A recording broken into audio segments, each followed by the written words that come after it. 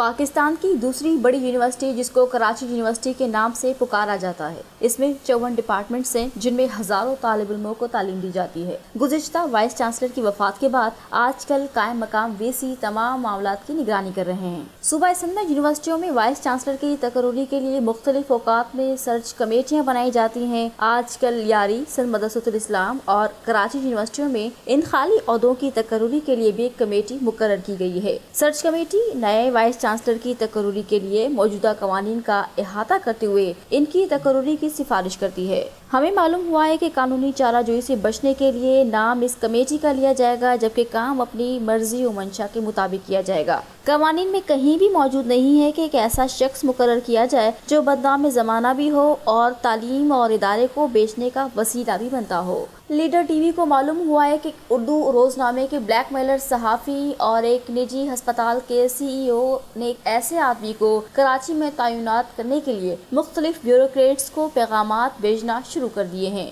پاکستان کی دوسری بڑی یونیورسٹی کراچی یونیورسٹی جو 3 دہائیوں سے عام طور پر ایک مفلس انتظامیہ کے زیر اثر رہی ہے، تھوڑے عرصے کے لیے بیش بہا اور قیمتی دانشور بہت بڑے علمی لوگ اس کو چلانے کے لیے آگے بڑھے، لیکن کراچی میں اس ادارے کے اندر اور باہر کے حالات، تمام دیگر گوں حالات اس یونیورسٹی کو آگے بڑھانے میں بہت بڑی رکاوٹ ثابت ہوئے۔ اگر یہ سب کچھ ہسپتالوں اور اخباروں کی بلیک میلنگ سے ہوتا رہا تو سندھ بھر میں تمام سرکاری یونیورسٹیاں کسی بھی اہل وائس چانسلر کو نہیں دیکھ سکیں گی اور وہ سب کے سب ایک بانجھ تعلیمی ادارے میں تبدیل ہو جائیں گے۔ سندھ کے سب سے بڑے شہر اور دارالحکومت کراچی کے سب سے بڑے تعلیمی ادارے کراچی یونیورسٹی کو گزشتہ 50 برس سے بد نظر لگی ہوئی ہے۔ اس کو سب سے پہلی نظر ان طلباء تنظیموں کی طرف سے لگی جنہوں نے سارے لبرل، جمہوری اور روشن خیال آئیڈیاز کو یونیورسٹی کے اندر پنپنے نہیں دیا اور اس کی جگہ نئی تنظیم آئی جس کو اس لیے متعارف کروایا گیا تھا گویا وہ تمام مذہبی طلباء تنظیموں کو جڑ سے اکھاڑ پھینکے گی۔